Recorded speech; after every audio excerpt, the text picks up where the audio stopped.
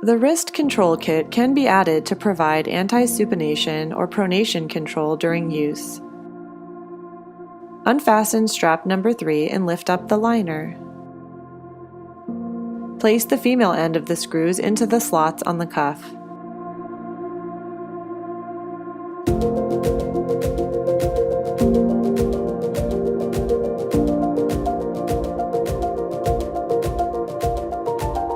Install the arm bar slot over the screws.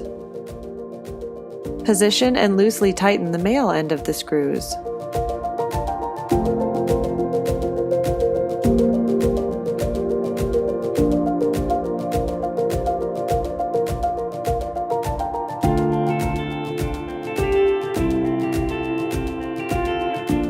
Apply the brace.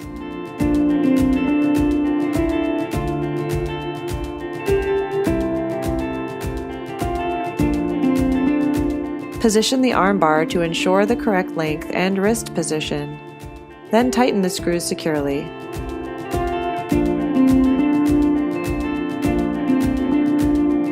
Tighten strap number 3, located near the wrist, by sliding the strap through the slot and securing the hook and loop tab.